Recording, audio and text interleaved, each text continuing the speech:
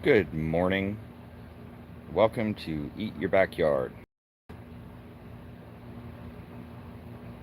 This is a random live stream. If you're new to the channel, please subscribe. If you like these kinds of videos, please hit the thumbs up. That lets me know that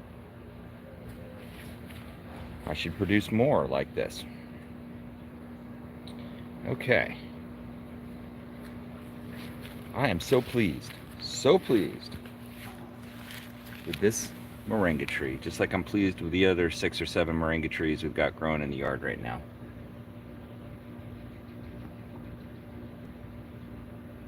That particular tree, more potassium than bananas, more vitamin C than oranges. If you want to be able to have something in your yard that's going to provide you and your family with lots of vitamins and nutrients, this is what you want, one of the things you want. But I'd say this, specifically Tree of Life. Such a beautiful tree. Jack and I have been just planting them all over. We found they grow really easily from seed with a few special tricks that we learned about by watching other people's videos. And I'm actually going to put together a detailed how to grow moringa trees video for the sole purpose of trying to communicate to earthlings like myself, simple things you can do that are so easy that provide you with abundance, and you don't have to be an expert at anything other than just digging a small hole.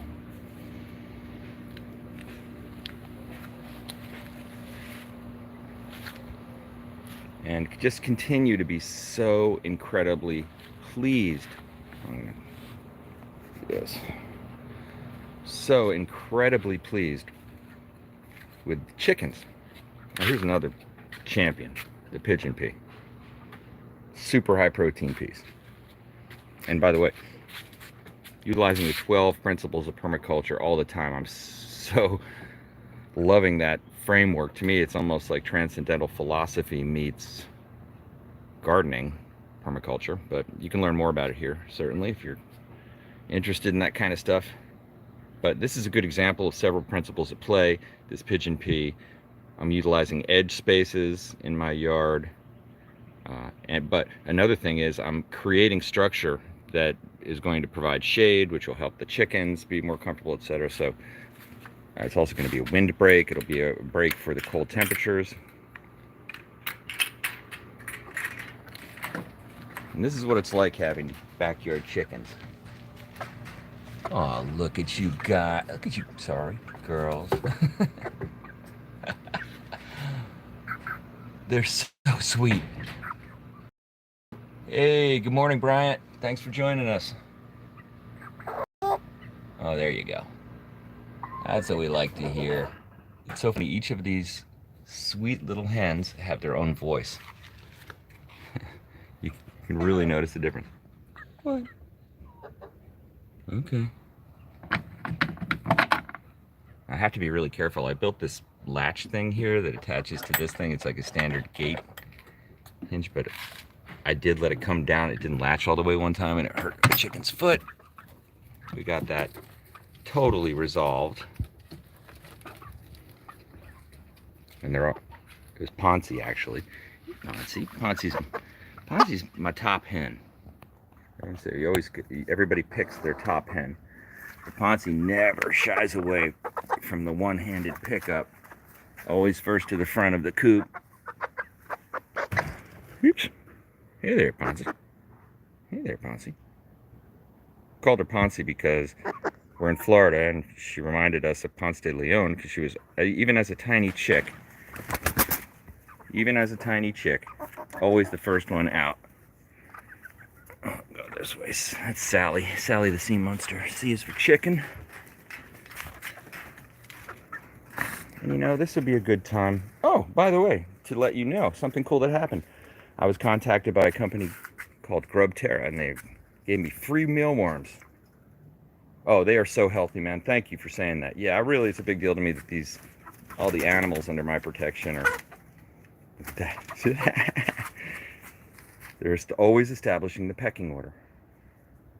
But very gently. I mean, they're not going at each other in a way that they're hurting each other, but their dominance hierarchy is always being asserted. So cool. But yeah, mealworms. See?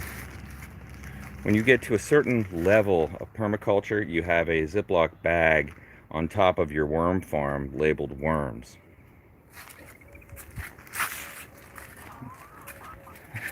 I'm not saying it's a high level, but it's a level. Oh, you see those worms? You see those worms? These are black flied larva worms.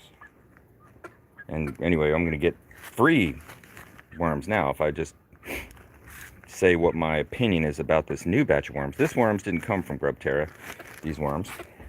But they say that the... Hey, Brian, you sure can. Wish it, do it. Set the goal, move towards it, bro. You can absolutely do it. Yeah, grow up in a city. You can grow anywhere you want to be, so don't sleep on it. Go right towards that dream, whatever it is. I mean, well, there's nothing better to do as far as I can tell. Oh yeah. Now, I come out here and feed the mealworms several times a day, so they're very spoiled. I also give them lots of veggies. But, you know, a lot of people seem to be pretty nervous about the state of the world today. Here's my world today. Only what I'm seeing right here, and those of you on the live stream. And I understand why people are worried about the world today. I totally do. But you know what? Really, your world is right under your feet. And I got to keep reminding myself of that. It's right here. In abundance, I see through just some careful steps. Hey, good morning, Sharon. Welcome aboard. Good to see you. Just through a few simple steps, I'm able to produce enough food to feed my family. You know, for me, and I'm not feeding my family yet, but I'm on the path to getting to the point where I can feed my family and not have to necessarily feel like I'm unprepared for maybe, you know, something we experience quite a bit in hurricanes. You know, like in Florida, the whole disaster hurricane thing really teaches you a lot of the lessons learned by larger society.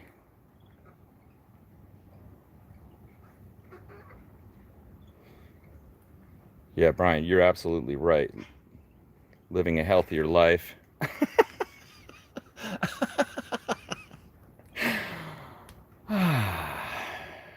That felt good. Okay.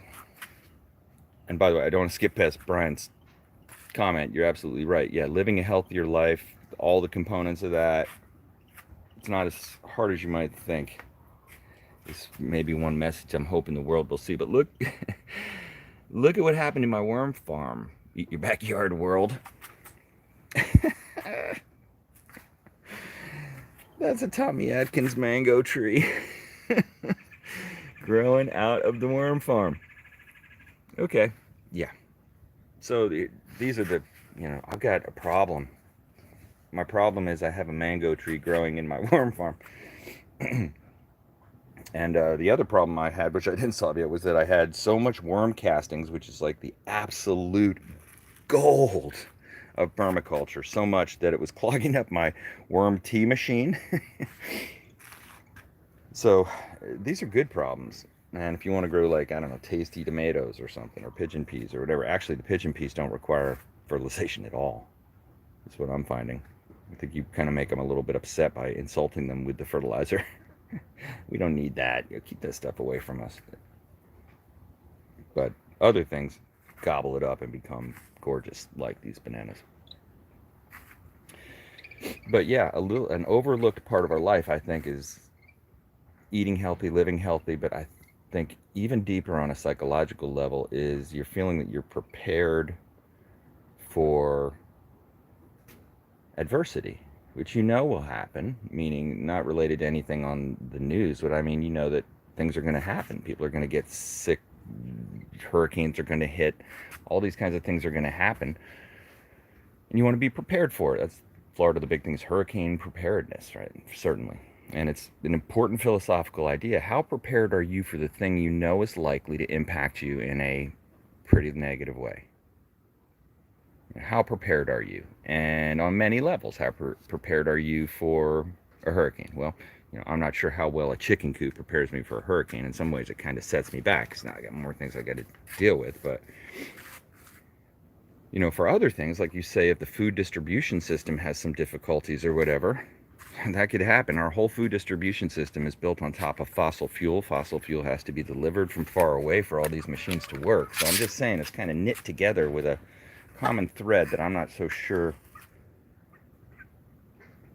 we can count on to 100% be happening. We saw that certainly earlier this year. And so what do? Well, if you've got, let's do some chicken math.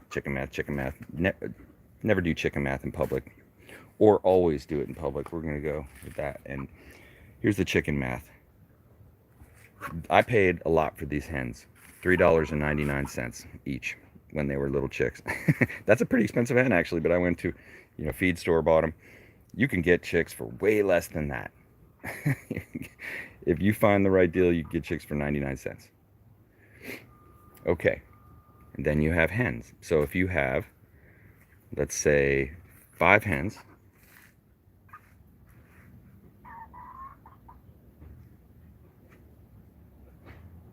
yeah, certainly. If you have 5 hens, each hen will produce 200 of these varieties, very common varieties, Barred Rock and then a Rhode Island Red hybrid.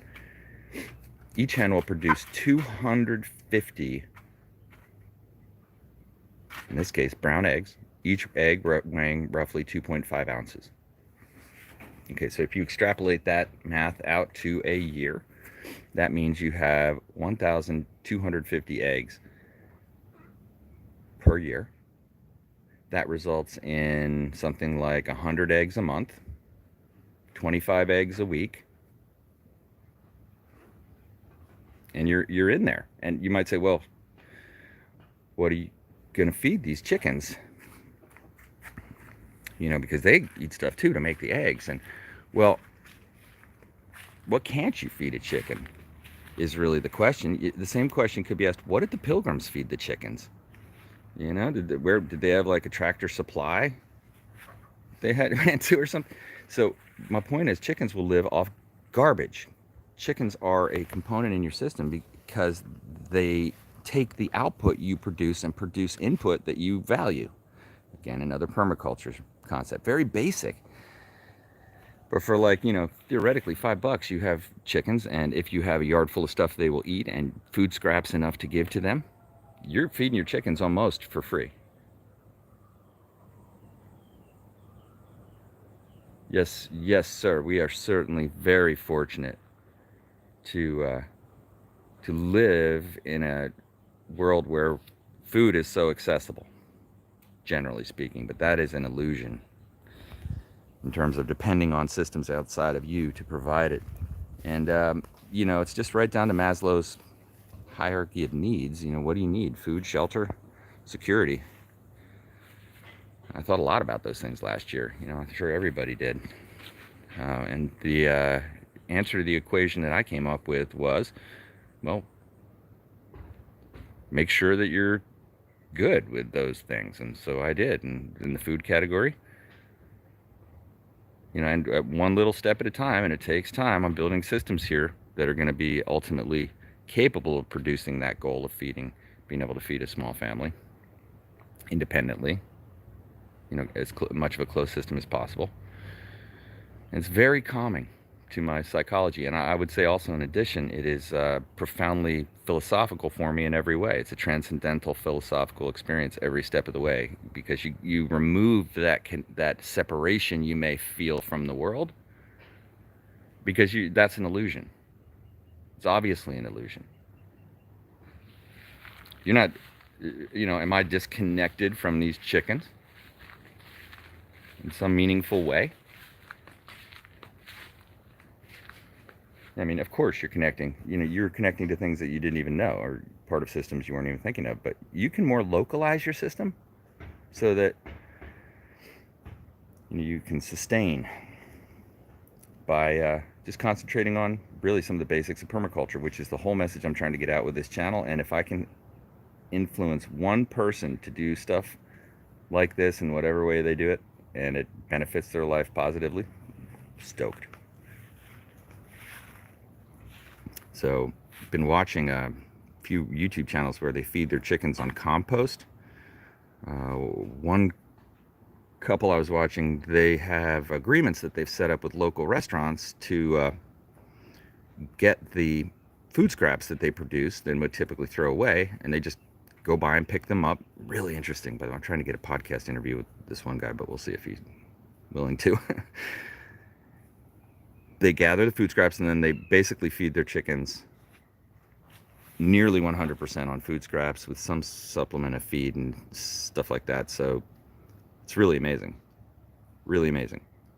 A cool concept of permaculture I'm really focusing on recently too is this idea of producing a yield. That's one of the principles of permaculture, producing a yield. And I certainly produce yields in this yard. I produce lots of mangoes. Like I didn't count them. You think you have a bad job? Be the guy counting rotten mangoes. Probably 200, I think, would be a fair, probably more like 300 maybe, mangoes that my small quarter-acre sandy lot produced. That is a lot of mangoes. Now, in terms of 5-gallon buckets, I don't know how many that is, but I did a little bit of just giving 5-gallon buckets of mangoes to people, and then they gave me things. This is something I'm going to focus on this year on the channel, and also to keep expanding my permaculture application in my yard, which is to really, I'm going to list out all the things that my yard produces of value, which could be used to, as a yield, to barter for things which I need or want that contribute back into the system. And that relates to another concept of permaculture, which is that we are a node in a network, and we connect with these other systems. Like, I may be producing 1,200 eggs a year, and there may be somebody in my community that would benefit from, getting 100 of those eggs a year and be willing to give me, I don't know, who knows, whatever fruit they're producing, that I can then put in my new sweet dehydrator. By the way, I bought a dehydrator, so stoked on that. But a great way to preserve food. Wow. I'm going to make a video about that too. My adventures with the dehydrator. But yeah, connecting systems to other systems. That's another cool thing that I'm going to be expanding into this year, that I'm really excited about. I like to set these goals. I think we're goal-seeking, we're target-seeking creatures, and I always try to set these goals and move towards them, even if it's just by a little nudge a day. And that's how I wound up here, staring at these sweet little hens. Look at them. Aren't they so cool? And I'm hoping this too gives people just an idea of what it's like to have a handful of chickens. They're not noisy. And when you do hear their sounds, it's very interesting. I find that I appreciate their sounds. We did have a rooster in the flock initially. We gave that away to a local farm.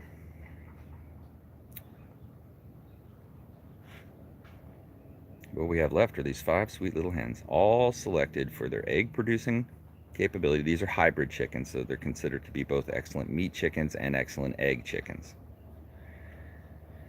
Of course, we only use them for the eggs and as pets. And they make great pets. We have sweet little bunnies too. It's about time to let them out in their bunny run. Actually, this is their exercise time of the day. We let them dig holes and run around and eat stuff. And I've found that the chickens tend to be the go-to pet choices. Jack and I come out here more and more because there's so much feedback you get from a chicken.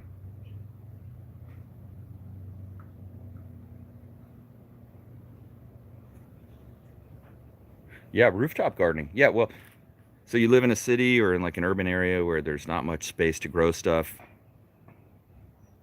which really doesn't have to be that much of a limiting factor for you. Small space gardening is really interesting and cool. It's just like you have to really forced to optimize your system in a little area. I've done that. I've lived in cities, Boston, New York City, gardened there as well on the balcony. In fact, I had a problem growing tomatoes in Boston that the pigeons would come and would land on the tomato things and crush the tomatoes. I had to develop systems to protect against that. Rooftop gardening, watch out for those pigeons. Because yeah, all the concepts of permaculture apply to your rooftop. Nowhere's out of bounds. But you could definitely produce a little bounty, especially if you look at like hydroponics and small space growing. Actually, Suzanne over at Funky Chicken Farm, really cool system she develops out of just like using simple Tupperware containers and things to make really inexpensive.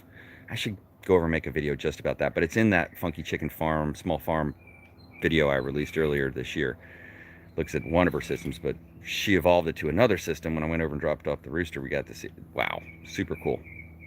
What I'm saying is for like, you know, $10, you're in the hydroponics business. You don't need to, you're growing, in her case, she was growing heirloom tomatoes, which she harvested the seeds from a trip up to the Carolinas, where they went from, you know, to several small farms and collected unique varieties of tomato seeds, which she was then growing in her new system. So really cool.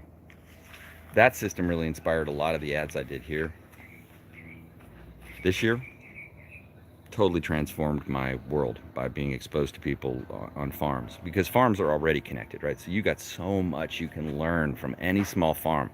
If you just let somebody on a small farm talk, you're going to learn so much, in my opinion, about how to translate those ideas to your own backyard. Especially these small farms. Small farms, I'm not talking about large industrial farms, but small farms where they, you know, are really close to the animals, close to the food. But look at these little hens, man, amazing. We're going to put in a fence area here because I love to let them go back in here and eat the bugs and forage, and it's a great open space. We let them out now, but we have to kind of supervise them because like the first thing they'll do, little Ponzi she will run out and go right to this and decapitate the moringa tree. So that's a bummer.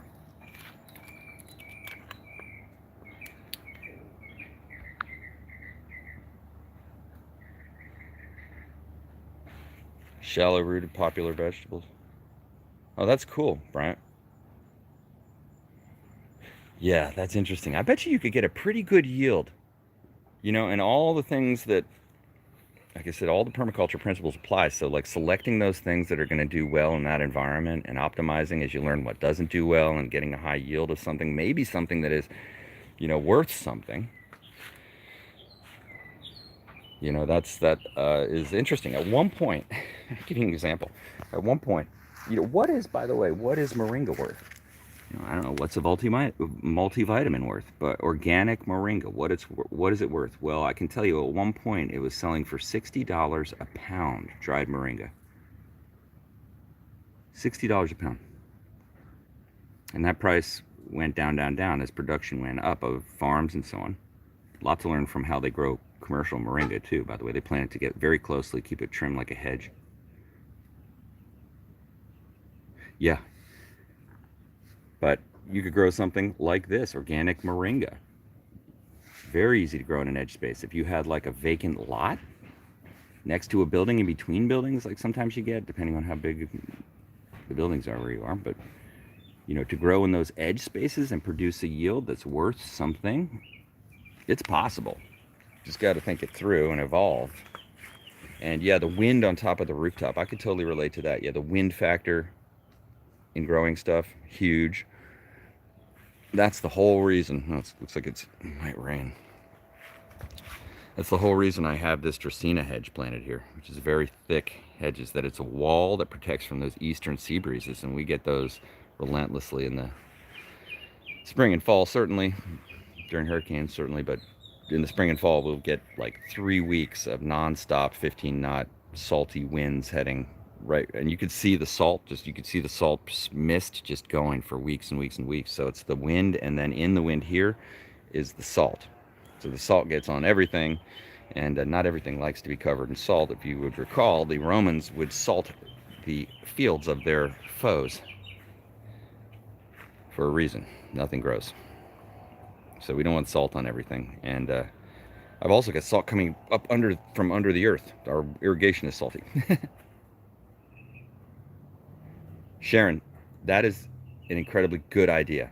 If you buy a bag of moringa seeds, like if you have the local convenience store, they sell a bag of moringa seeds for $3 or something to eat. Here's how you just take the seed and you take the shell off with your thumbnail or whatever. You're just going to chip the shell off the outside. You'll have a little white seed on the inside. You plant that directly in the ground, loose soil, wherever you want it to grow. Keep it watered. And what we've found is that they grow close to 100% of the time. And that's saying a lot. Yeah, and since we continue on the idea of the moringa, so that's one I planted. I have oh, thanks. Got the thumbs up. Check this out. Here's some other moringas. Chicken's got this one too, but that was just what I did here was I placed 2 seeds. Yeah, well, Brian, I mean, I think you're going to want to have things which are super strong growers, easy growers. You know, I'm curious about putting stuff in, like I said, in between buildings, certainly, and on rooftops. There's a variety of environments to choose from in the city, certainly. But anyway, so this is just a good example of one planted in the shade. And you see I got here a little tamarind tree that also grew our seed. But those are 2 seeds that I put in a pot. Both of them sprouted. And that's what I mean about the 100% thing. Can't recall a thing where we didn't have it sprout. There have been a few cases where I thought the seeds that I put in there didn't sprout, and then later they sprouted. So this, my friends, is a Persian mulberry. Huge leaves. Absolutely going off from a cutting.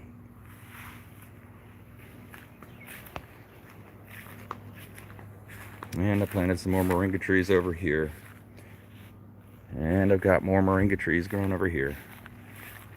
And yeah, I'm overdoing it with the moringas, certainly consciously overdoing it, but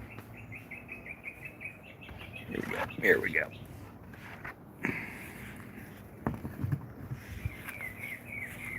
Yeah, so again, 2 seeds using that method I described. And now we've got moringa. Growing this all over because as soon as it grows up in, above 10 feet, what you do is you just stump it.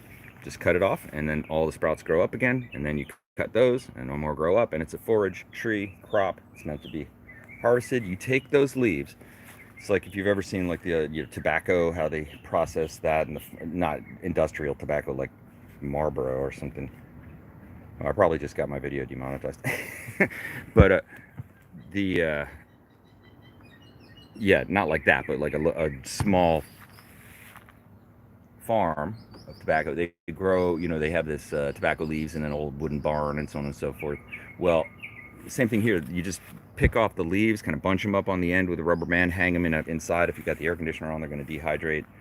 And then you crush those up, put them in a little bag, and then make tea out of them anytime you want. Or trade it, or whatever, but you got a multivitamin.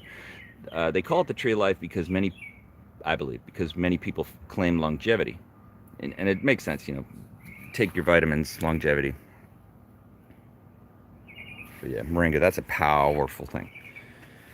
Papaya, this is another forage crop for me. We don't do much with the papaya because the fruit is not super good. It's okay. I mean, it's good. If I had to eat it, I would.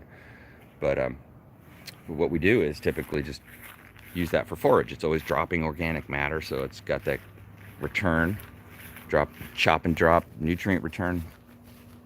Always putting organic matter on the floor. Look at this. Big Hawaiian papayas. Huge. Squirrels are loving that. And by the way, people often ask me, how do you keep the squirrels off your mangoes or whatever, all this how do you keep all the... And I don't keep them off of it. Learned that from my grandfather. You always kind of had like let the bugs and someone get their share, but because it's too hard to fight it, you're like in resistance to what is. But we use this in a number of ways. I'm going to demonstrate a way here. This is my picker, Eversprout picker. And we use it in an odd way. I latch it around that thing and then pull. Oops, didn't work. I'm trying to do is break it. Oh, it's slipping off. I'm trying to do this one-handed, but there we go. Okay. Don't lose it. Don't lose it. Oh. Okay. All right. Look at the size of this papaya leaf compared to my hand. All that organic matter. Now, this is a vegetable. You can eat it. You can boil it and eat it. It is gross if you eat it. This thing. Look. Hey, chickie. Hey, chickie. Look how excited they get. Vegetables for you. Mealworms. You are spoiled chickens. You want them?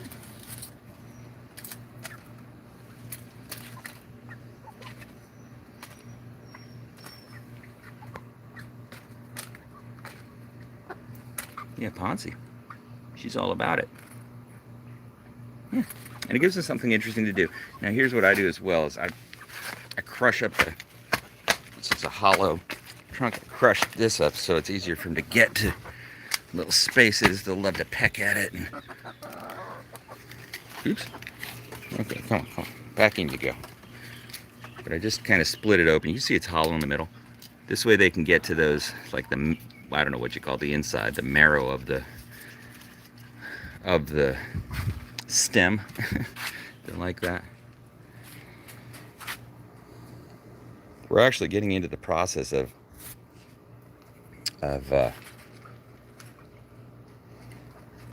remembering to bring all of our food scraps out to these sweet little chickies. I just had a loaf of bread that went past its fresh date, and man, do they love a slice of bread, stale bread. They'll eat it right up.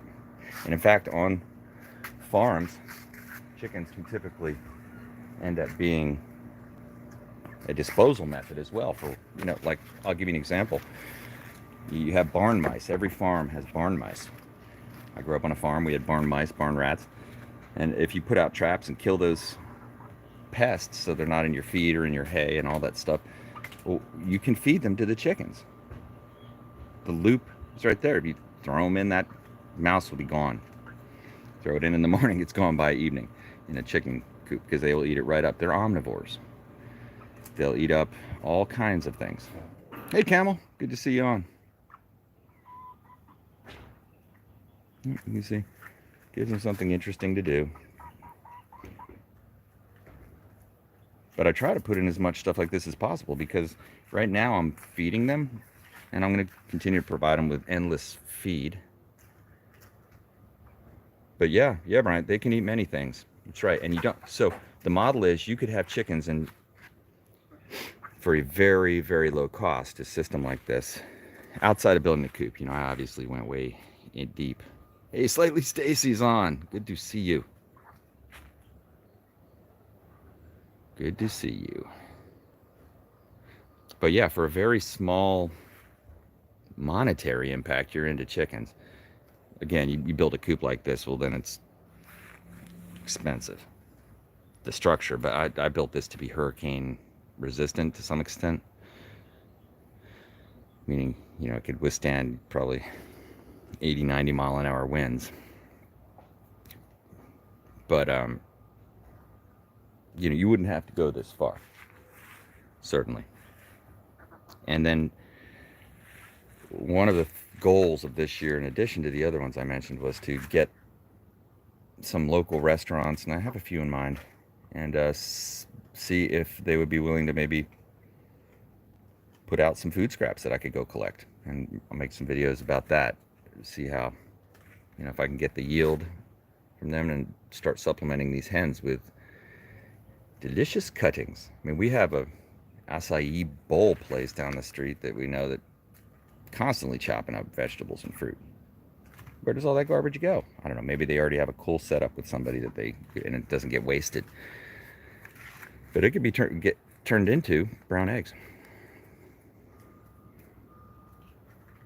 So yeah, lots of fun things to do this year. We're going to go way outside of the box of just growing fruit. I'm going to continue to do that, and I want to continue to expand the collection. I'm actually thinking of reaching out to that small fruit nursery down in South Florida that I found a lot of the ads that I put in the yard this year, and seeing if they want to do some videos, and doing the podcast this year as well. So if you're interested in being on a podcast, you got something interesting to share with the world, let me know. Send me an email.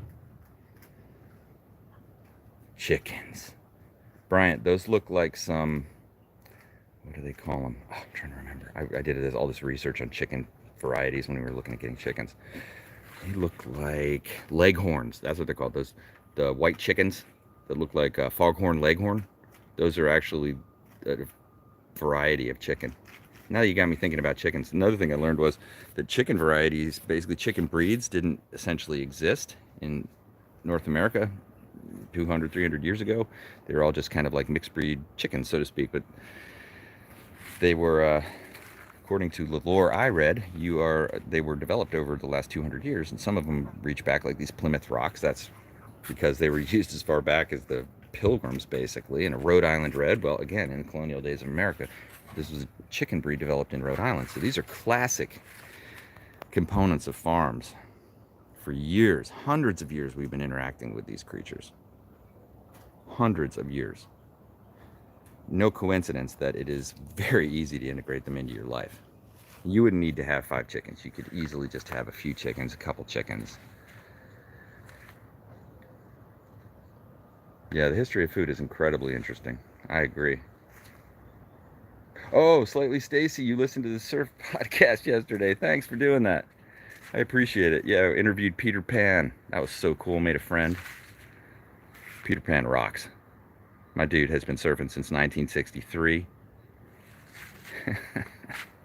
So cool. Saw the whole transition of everything on the East Coast surfing wise.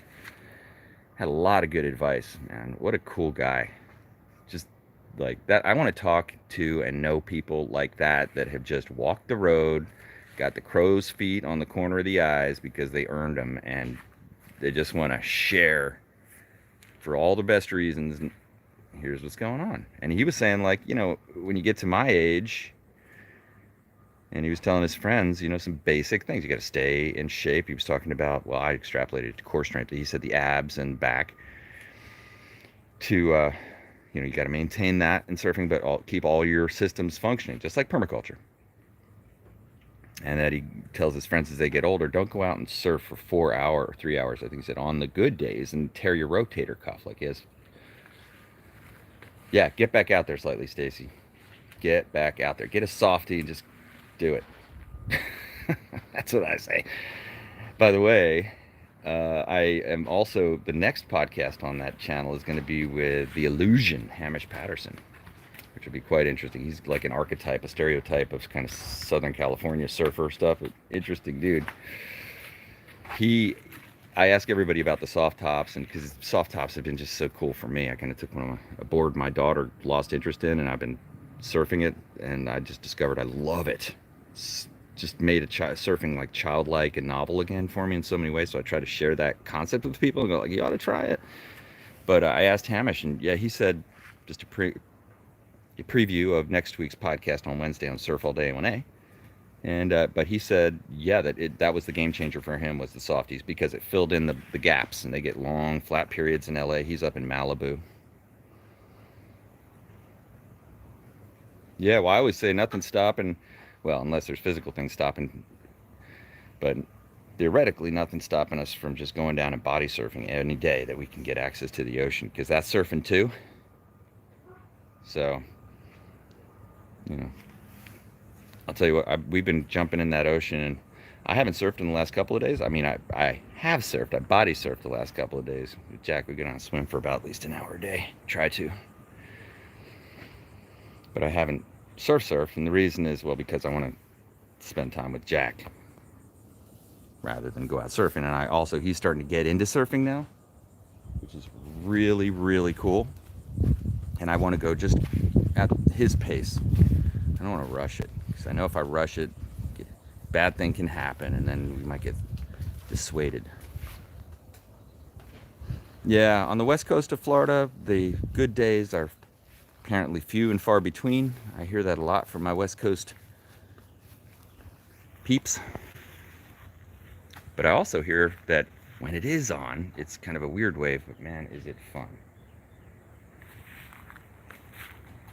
So, I've never surfed the west coast of Florida. I am incredibly curious about doing it, and I might do it next week. Meaning that, you know, if there's some kind of wave. Thinking about heading over to the west coast next week.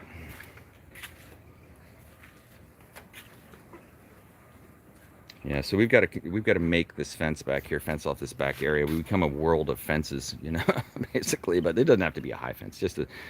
I already have the chicken wire. Just make a little temporary fence system so we can let them run back here more freely. Then we got to clip their wings too, because they're getting, which is like trimming toenails. It doesn't hurt them. It prevents them from flying over the fence, because, you know, we don't want to be that neighbor. Knock on the door. My chicken? Yeah, so I'm trying to keep it copacetic. But I'm so stoked you saw that podcast, because that I'll tell you what, this is the other thing, scary thing to do the podcast for me, because I have to put myself out there all the way. And so just press through it, and I found, like most things where I get that reaction, is that, wow, it's one of the best things I've ever done. It was so cool. I've already met 2 really cool people I enjoy talking to. So I'm going to keep doing it. And I'm going to do podcasts on all the channels. Surf channel, fishing channel, etc. Now that I figured out how to use Zoom, and remote chat with people like that, video-wise, and be able to share video and do all that, now it's all good. I've got my whole podcasting setup tuned in now, where the audio is good and everything's easy as can be. So, all right. Oh man, look at this. Can't let this go to waste. In fact, I think I'll give them a couple sea grapes. They like these sea grape leaves too. Are you curious? You're watching everything I'm doing. I like to call these little guys ground eagles.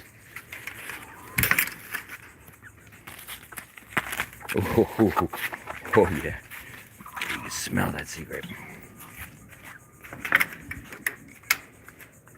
Yeah, and they actually compost all this. All this organic matter will get composted by them. Yeah. See you, Sharon. Thanks for jumping on. Appreciate it. Have a great day. Oh, sweet chickadees. Whoa. All right, last thing I want to give you an update on is the continuous state of these compost bins. How is that even possible, that it could be this far down, compressed down, halfway down this 36-inch cage? I filled it to the top over and over and over. It keeps compressing down. I can't wait to do the reveal here. I'm going to use and see what this mulch looks like here. I mean, this compost shortly, but it's been brewing for some time. Very simple system. And I'm actually going to use it to feed the chickens. And I'm going to do that by populating this with red wigglers, which they'll eat. Transferring my worm farms into these compost bins now. They're ready. And in addition, I'm going to sprout seeds in them, because that's another fun way to feed your chickens. Feed them compost. Chickens will eat compost.